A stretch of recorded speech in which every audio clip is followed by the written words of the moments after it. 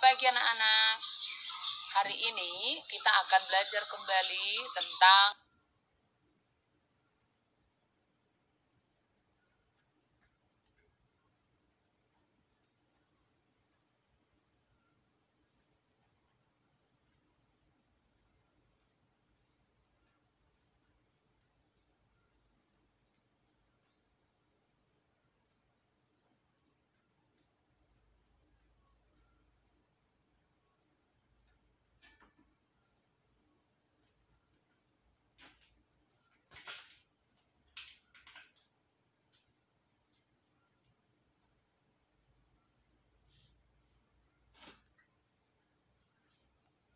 pagi anak-anak.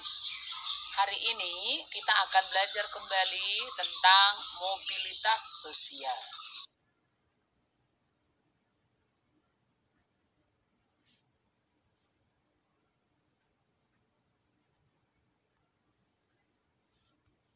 Pagi anak-anak.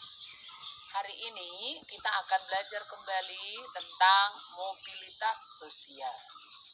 Nah, yang pertama yang perlu harus kita pahami adalah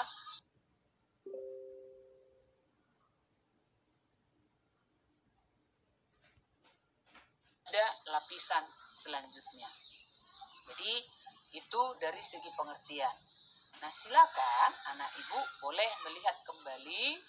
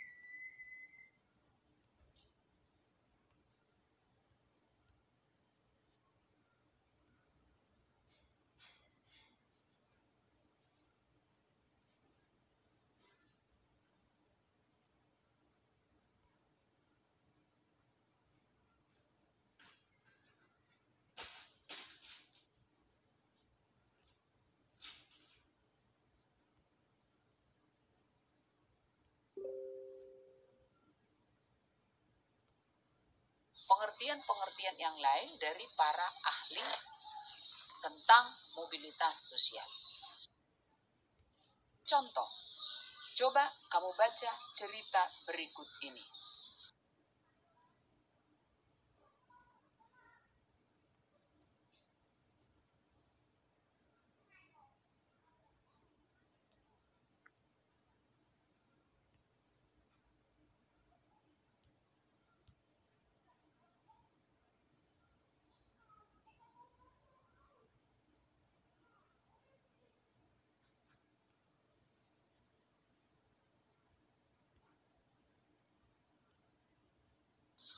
Yaitu cerita dari Mas'ud, kesuksesan dari seorang Mas'ud. Silakan dibaca ya, beberapa menit baca dalam hati. Oke?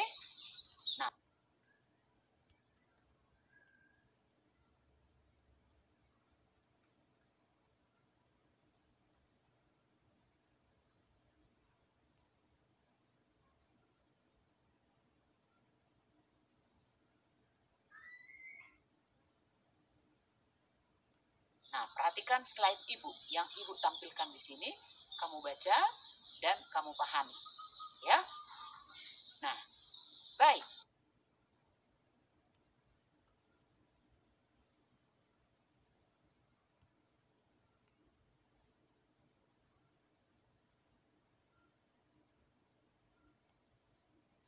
Nah, baik. Nah, anak-anak, apa yang dapat kamu pahami dari cerita tersebut? silakan untuk satu persatu memberikan apa pemahamanmu tentang cerita tersebut.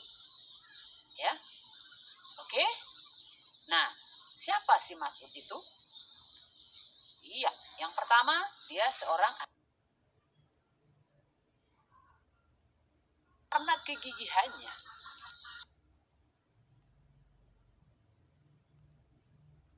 Baik, status yang tinggi atau memiliki kesuksesan, maka tinggi atau yang disebut dengan vertikal menurun, ya, vertikal ke bawah. Nah, keduanya ini mungkin anak ibu sudah bisa membedakan yang naik dan yang turun. Contoh tadi kesuksesan Mas'ud, berarti dia mengalami vertikal climbing. Nah, untuk lebih jelasnya, perhatikan slide ibu yang berikut ini.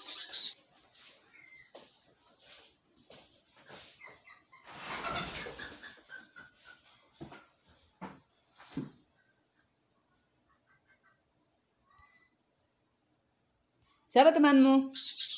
Ya, perhatikan slide ibu yang berikut ini. Silahkan. Oke? Pahami dengan baik ya. Enggak, aku kira Oke. Serena tadi. Mana di sini yang climbing? Ya. Mana yang sinking Enggak. atau sosial menurun? Mungkin dari segi tempatnya, tetapi yang namanya statusnya sama. Sebagai contoh, si A dia kepala sekolah di SMP, tidak ada perubahan. Oleh karena itu disebut dengan mobilitas horizontal. Ya, oke. Baik, selanjutnya faktor-faktor pendorong ataupun penghambat mobilitas sosial. Ya, faktor-faktor pendorong. Untuk lebih memahaminya, perhatikan slide ibu yang berikut ini.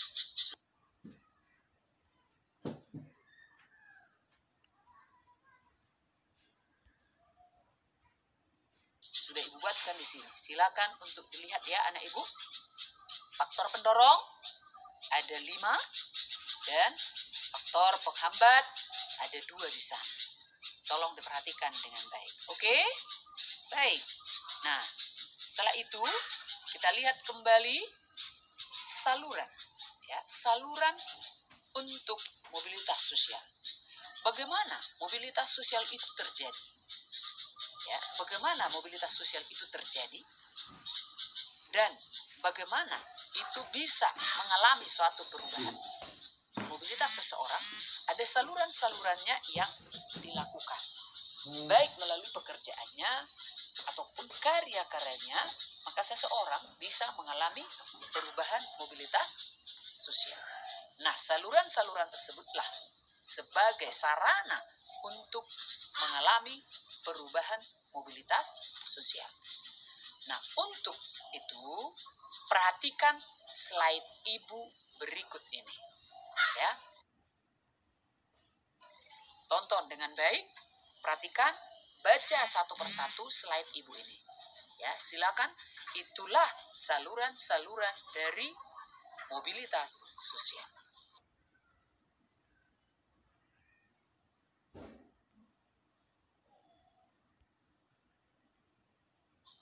Oke? Nah, kemudian berikutnya tentang dampak. Ya, dampak mobilitas sosial.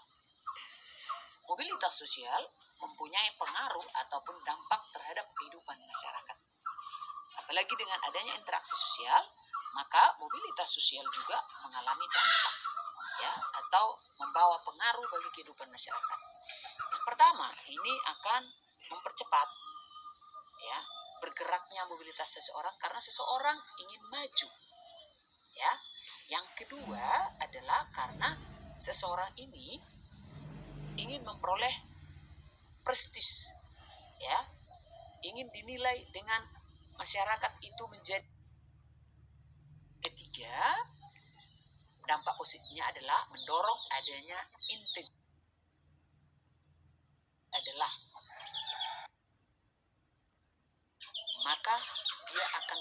yang disebut dengan gangguan jiwa atau gangguan psikologis. Ya, baru karena seseorang atau kelompok masyarakat menginginkan adanya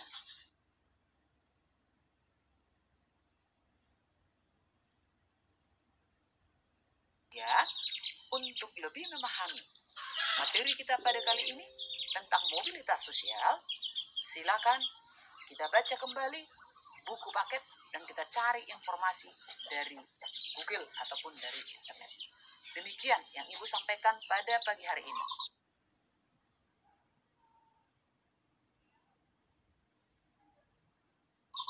Semoga anak-anak Ibu sudah memahami materi ini dan mendorong anak-anak Ibu tahu bahwa kita juga pendidikan yang kita alami saat ini adalah merupakan saluran untuk mobilitas sosial.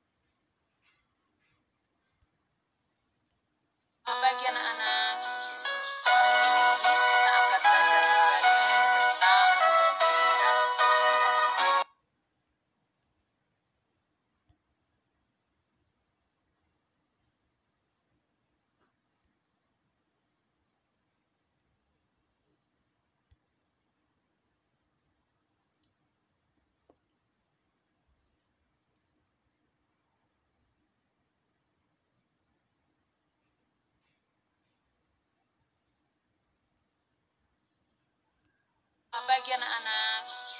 Hari ini kita akan belajar kembali tentang mobilitas sosial. Nah, yang pertama yang perlu harus kita pahami.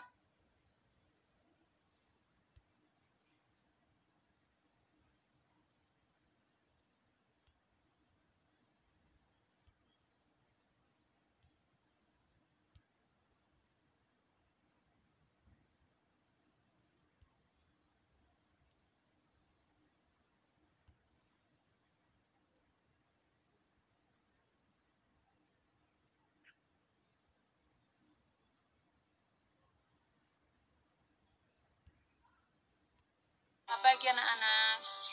Hari ini kita akan belajar kembali tentang mobilitas sosial. Nah, yang pertama yang perlu harus kita